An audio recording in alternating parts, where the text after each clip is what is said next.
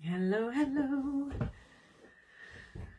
So, I'd like to talk about quite a big topic because I feel like it, and I really want to look into the confusions and understandings around being in your own energy, being in your own power. What does sovereignty mean? And what's distortion mean? And how can you be sort of independent, self-validating, sovereign in your energy and power, and be in relationship, or be in community, or be connected to the whole? This comes up quite often in the work I do. And if you haven't heard me talk before, my name's Sarah Jennings. I'm a kinesiologist and an aura mediator and an instructor for aura transformation, and I also run quite a number of online courses. So I'm kind of deep into I love to geek out on the energetics and dynamics of being human and what our energy means. And, I kind of, I'm sort of got one foot in the invisible and one foot in the visible. And so I want to look at, what does it even mean to be sovereign? Because a lot of people don't even know what that word means. Certainly, if you're in the spiritual and alternative circles, then you have an idea what sovereignty means. But if you're not, then it's sort of a weird thing. Are you talking about the Queen? Are you talking about royalty? What's it all about? So, but it is a very important topic to understand, I think. And if you don't like the word, maybe there's another word for it. I have a few metaphors that we can go into, and just say hello if you're live now, or let me know if you're watching the replay. I do really appreciate all your support and all the people that have followed me for years, and really appreciate any new listeners that are joining. Yes, so let's get ready. How are we going to talk about this? Because it's huge and there's like so many ways of angles to start, so I'm just going to start. I kind of want to look at the difference between being in your power and not being in your power, and being in your own energy and not in your own energy. And what does it mean? How can we distinguish the two? How do you know? And so let's start with what it feels and looks like, to be in your own power, in your own energy. And to me, it means that you're relaxed, open, but you have strong boundaries that you don't need to reinforce, like they're part of your energy field. So when you walk into a space, it's almost like there's a sense of worthiness, good enoughness, and like a power, not a power over, but like a strong energy that is your essence, that is just you being completely yourself. But it's also, well, for me, I think, I suppose it's like looking at it as if if you're wanting to step into a leadership role, whether that means being a manager or a teacher or a mentor, run online courses or facilitate things or be in charge of something. There's an element of really needing to be in your power and to be in your own energy, because it actually equals to very good energy hygiene. Certainly when you're around a lot of people, and certainly when there's human power dynamics at play. And when you're not in your power and not in your own energy, then I would say there's a lot of people pleasing, there's wobbly boundaries, there isn't a sense of worthiness and a sense of feeling good about yourself, easily toppled, don't know how to say no. I think that's pretty much like ungrounded, easily swayed, criticism is scary. So there's two, they're very distinct models of energy there. Like, how is energy working in that sense? So then if we look at what is sovereignty in the spiritual alternative communities, sovereignty is actually, it's not about royalty, really. There's a couple of analogies we can use, but what it is being in it's not control, isn't the right word. It is being in sacred ownership of your heart, your mind, your energy, your thoughts, and of we could say, if we want to go into the royal language, it's like you being the king or queen of your kingdom, or I prefer captain of your ship. So sovereignty is important if sovereignty is a goal, it really helps you figure out what is not yours, or what is not your energy. So there is a number of ways to go into this now. And I think the best way is if we look at the core sense of self. So we can look at it esoterically, that there is an eternal flame of your consciousness. There's different theories, but if your consciousness is made up of a bunch of elements and streams of information that come into alignment into the center of your being, and it's like a flame in the center of your being that is your unique frequency, it's your blueprint, it's your design of energy, it's yours only, it's like a fingerprint, it only belongs to you, and that is sacred, and that is your birthright, but it's also your unique like your unique blueprint, and it needs to be protected, and there needs to be gates around it, and those gates and that protection can get eroded over time. And certainly, as you know, for most of us, it probably starts eroding as we're little babies and small little small children. So there is this innocent, pure core self, true self, that if there is healthy development as a child, it builds up into, healthy, well-developed, worthy, good enough, strong sense of self, kind of just by right, because you've been brought up in a way where that hasn't been eroded. But the reality is that we are living in a society that is quite sick, very sick.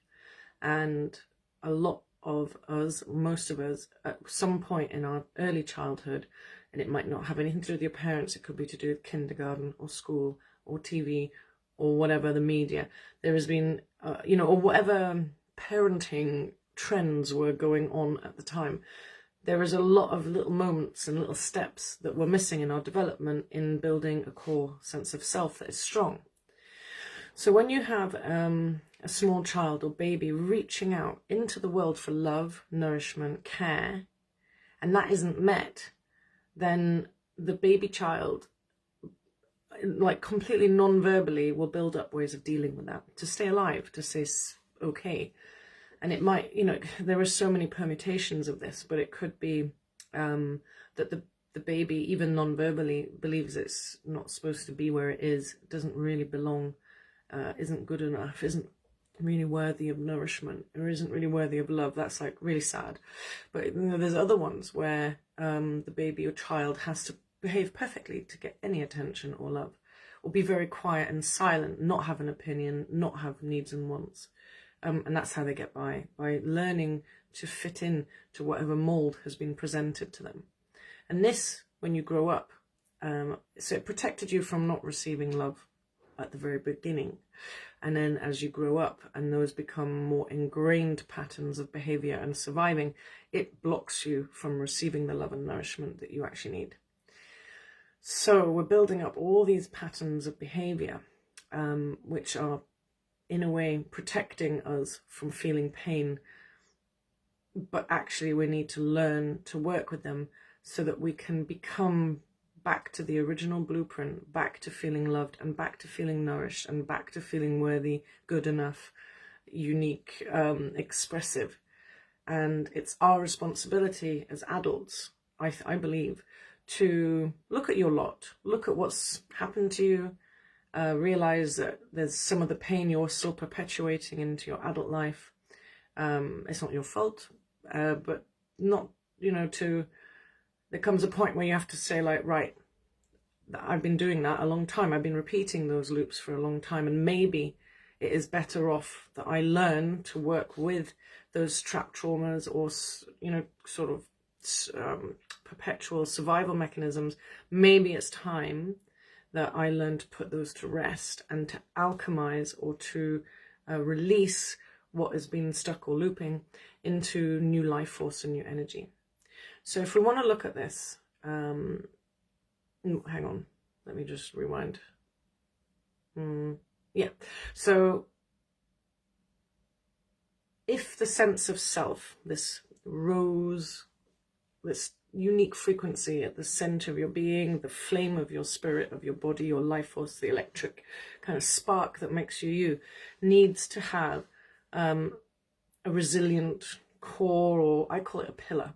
We want to build a sort of magical pillar around that life force, like a spine, or like a scaffolding or a spine that protects that. And it's like your central gate that just protects that there is no doubt and no question that you're worthy and good enough and all of those things. And then from that strong core, we can then, I think I'm jumping the gun, but I'll explain it briefly, is in my understanding and what I see when I work with people, is that when that sense of self is just true and there, and it's the core, and it's protected and strong, and there's a sense of being, well-being in the center of your being, that your boundaries and your protection is automatically like projected into your boundaries, your outer edges. So strong core creates like a hologram of itself on the outer edges, and that's the architecture of your boundaries. They're not boundaries you go around telling people about, you know, it's actually just in your field, strong like that. And I think that's what happens when, you know, maybe people have grown up with a strong sense of self, that they automatically have stronger boundaries and worth and so on.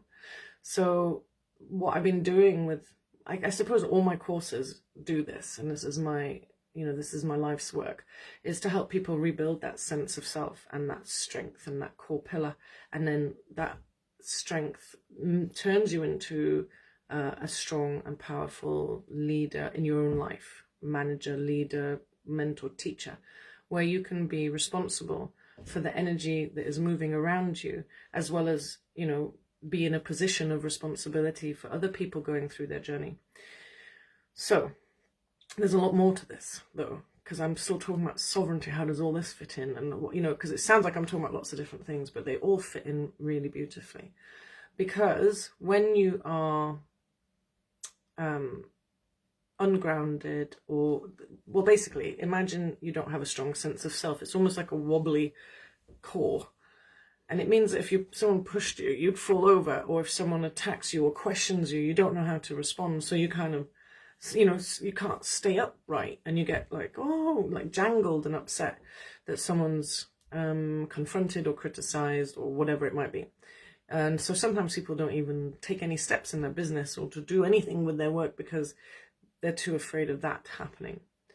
And then what else happens with that is that you're actually, when you have this weaker core, you're externalizing. You are actually you're looking for validation outside of yourself. You're hoping that people will like you, people will need you, people will praise you. You're hoping that people will notice you. You know, it's almost like this wobbly core needs external validation, and that just shrinks your radiance, your reach, your power, your magic, your energy field.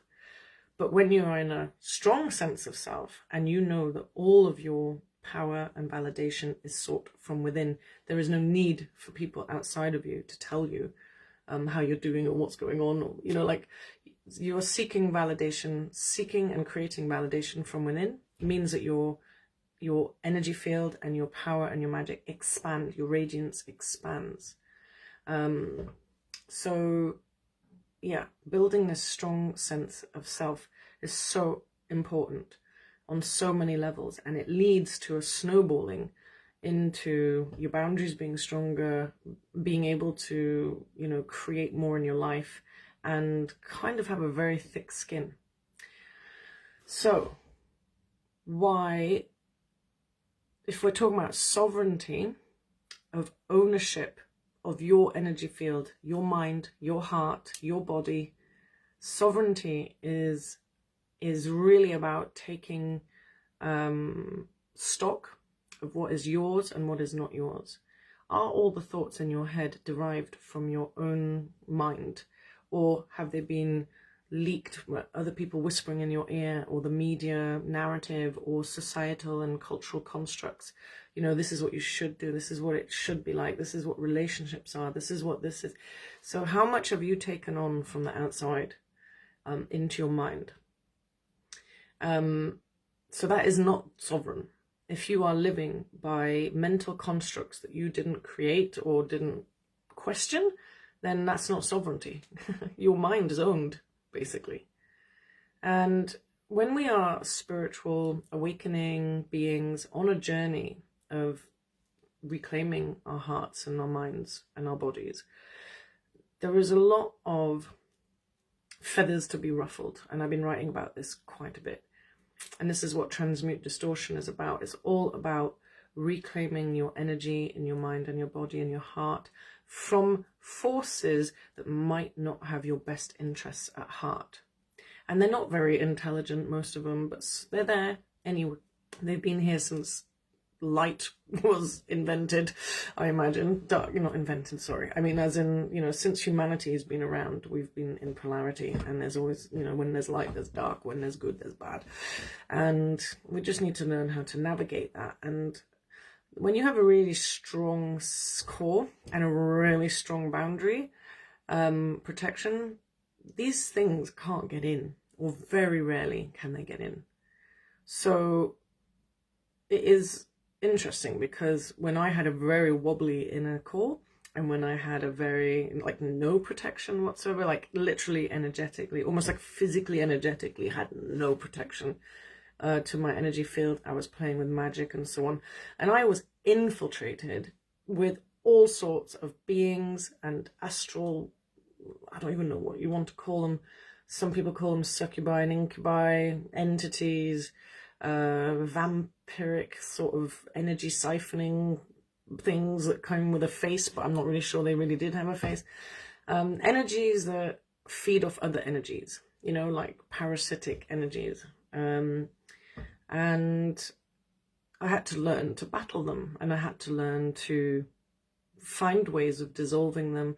And you could easily waste a lot of energy battling each one as it comes, but where do you need to go energetically, in what dimension, what kind of consciousness do you need, so that those things can't even find you? So I haven't been plagued with any of that for years, because I'm not in that field at all. I'm not in that consciousness anymore, but I was. So I've learned quite a long journey of coming out of certain frequencies where you're easily attacked into ones where you're not. So sovereignty is learning how to deal with those sort of energies as well. And a lot of people are completely unconscious to them, and that's okay. That sometimes they are literally archetypes that play us. We're not always just emulating archetypes or discovering them. They can play us when we're in a weakened state. Our ancestral energies, the moods and attitudes of our ancestors can also play us. When we have a weakened core and a weakened energy field, then all of these energies that are around can play us. And that is where you are not sovereign, and you are not in ownership of your heart and your energy, your power, or anything. Because those things are looking for your power. They feed off your fear and your anxiety. They feed off your self-doubt and your worries. So all of this is about coming into responsibility of how you're using your energy, and how is it useful to you, and is what is happening to you kind and right. And if it isn't, then there's some work to do. If your mind is beating yourself up all the time and telling you you're not good enough, or if you're paralyzed in fear for moving forward for different, all sorts of different reasons, then you're not sovereign. So, and this also, to me, is an important retrospective journey of reclaiming your energy from your past, reclaiming your mind and your thoughts from your past memories and stories, and untangling from previous relationships. I just need to check the time, because I could go on. Oh, I've got plenty of time. The retrospective journey of reclaiming your power for me was huge. So if you think about people, every person you've ever interacted with, there's been a little bit of tangling of energy between you and them. And we can have very intimate, beautiful, explosive heart, mind-blowing experiences, as we grow up, with exes or friendships. And then things happen and you go separate ways. But I've noticed, and I know for myself, that there was so much of their energy and my energy still tangled years after the event. And that also, in a way, means you're not in your power and you're not in your energy. you have left a little part of you with someone else. You've left a little part of you in history. You've left a little part of you in that breakup or in that trauma. So for me, a big part of the journey was going around reclaiming my energy, reclaiming my power. Aura transformation really helped me do that. That's a huge part of an aura transformation, is drawing all your energy in from everything, every timeline, every life, every person, everything. So it's a real helping hand with that. But, you know, you have to also do it with you. An aura transformation helps you do all that. It doesn't do it for you. So a lot of people, you know, a bit surprised when they have to cry and acknowledge that stuff went down and that you need to find the resolution, the alchemy. The inner alchemy has to still happen from your own volition, and acknowledged and recognized and let go by you and forgiven by you. So it's a huge helping hand in your healing journey. It can probably accelerate your healing journey by 20 years or more, but you still have to do the same stuff you would have done on your own. So it's quite explosive. But yeah, you still have to do the work. But this retrospective reclaiming of your energy is so important. And, you know, I've often said with the heart retrieval work is that when you're tangled up with previous relationships, sometimes it's weird because you're like, why am I still thinking about someone that I had a relationship with 15 years ago, and they pop into my mind and I think about them still, and there's a nostalgia and a longing and da-da-da. But I'm married, and, you know, all these stories I've heard so many times. And I think reclaiming your energy from, I mean, imagine operating with part of your heart stuck 15 years ago, stuck somewhere. So then what are you giving, and how present are you to what's in front of you now? So what happens, you know, when we are fritting ourselves away? And the complication with, I knew this was a big topic I'm bringing out here, but the complication with having your heart threads, is what I call them, stuck to other people, is that they got stuck there probably because of core wounding and a weakened sense of self, and looking for validation and looking for love and looking for wholeness in somebody else. And when we've been brought up with Hollywood and it'll be happily ever after, and you look like a little puppy dog at your partner, and then when they leave, it's like, oh my God, a part of me has fallen away and I'm not whole. So that is another part of sovereignty, is that you have to become whole for yourself. You have to validate for yourself. You have to love for yourself, not seek it out in other people. Because it's not the answer. It's not an answer to your wholeness and self-worth and good enoughness. It has to, I really do believe that it has to come from within. I mean, I spent years celibate. I've spent years being a geek around energy work. I've spent, you know, years working with people and mapping how the heart, the stories of the heart kind of map out, and how consciousness maps out, and how history and longing and emotions all map out in the field of an, you know, energy field. So, you know, I think I have kind of a unique geekery around the anatomy of spirit, energy and consciousness. And I created heart retrieval because I needed to do it, because I was stuck to someone for more than a decade. And then I found out when I met them again after all that time that they had had the same problem, and now it's all gone because I reclaimed my heart from him. And it wasn't easy to do, but it was absolutely necessary for my well-being. And I think I feel so much more at ease and calm and in my body than ever, and able to love again. That's why I called my course Love Again, is that when the language we have around love is that if we lose it, we've lost something, and then we're broken. We're heartbroken. And I think that we need to maybe think about this differently. And, you know, we're ushering in a new paradigm right now. I mean, it looks like death and messed up, and it is messed up. It is. And so many of us have been on a journey of sovereignty and owning our energy and power, that there's so many things that we would not accept in ourselves. And so therefore we are ushering in a new way of being, in a new way of operating, which makes us feel unfuckwithable, and boundaries so strong that you couldn't bend our arm or coerce us into doing anything that we don't want to do. And when it comes to relating, so this is interesting. So lots of people always ask me, how can you be sovereign and in your own power and in your own energy and in your own bubble? How can you do that and be in relationship or be in community? Isn't it selfish, or isn't it too independent and all that kind of thing? And I don't believe so, because I really think the new paradigm that we're ushering into is, imagine everyone was in their own power and everyone felt worthy and everyone felt good enough, and that there wasn't the need for validation outside or to feel whole by other people telling you you are. Imagine that people in their own power and their own energy meet. So someone in their own power and someone in their own power, and they share energy, but they don't start sourcing energy from each other, because then one gets weaker and weaker and weaker. Or there's a codependence, like if this one's not okay, this one's not okay.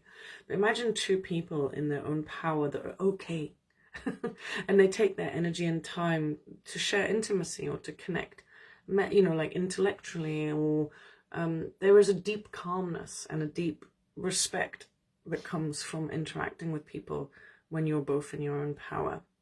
And when you're two people in your own sovereignty, it's very much about being responsible for how you use your mind, your thoughts and your emotions, and how they impact others.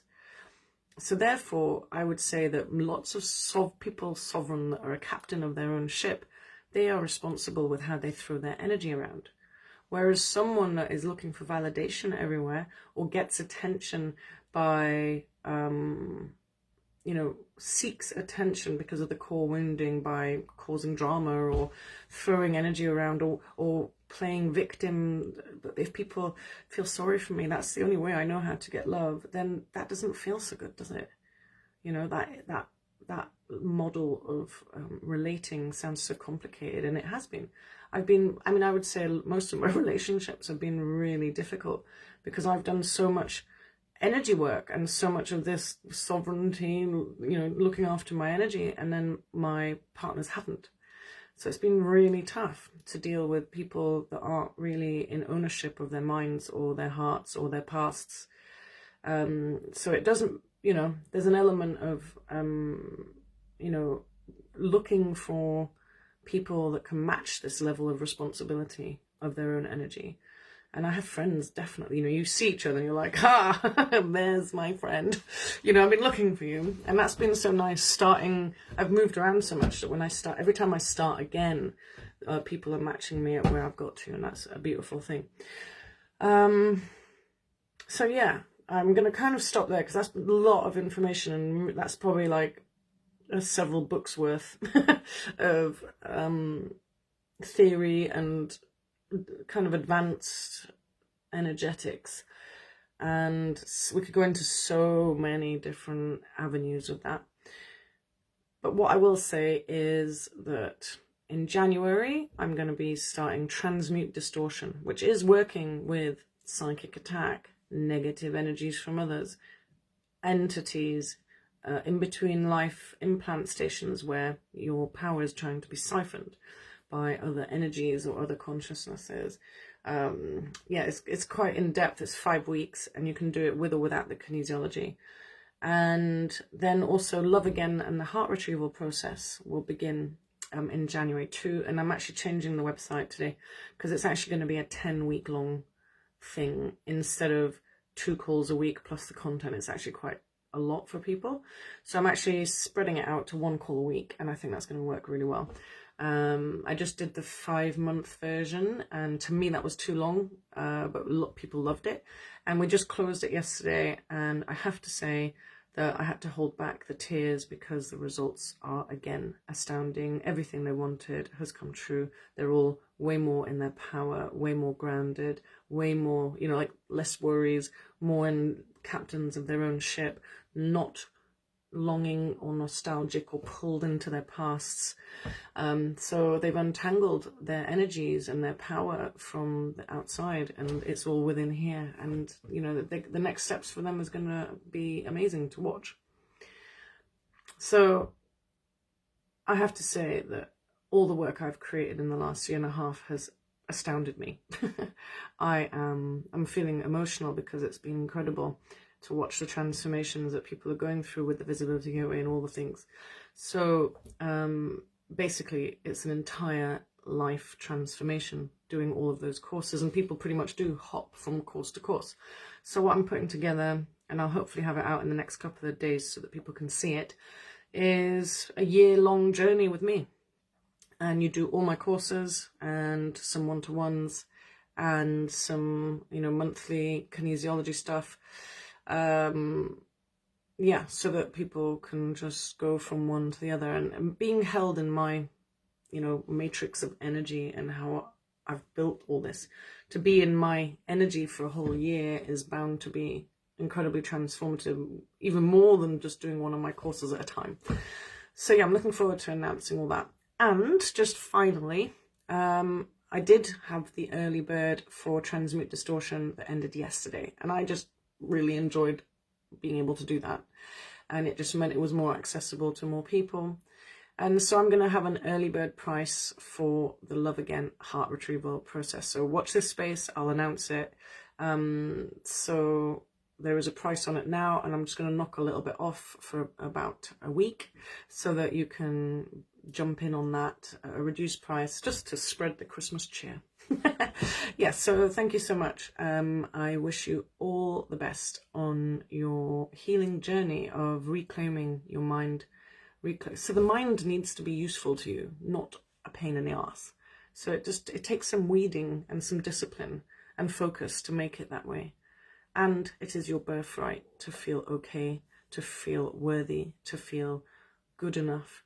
And it is a beautiful journey of inner strength that then becomes outer strength, and then watch the world change in reaction to you, and watch the people come that match you where you are at now. So yeah, wishing you all the best. Have a lovely day.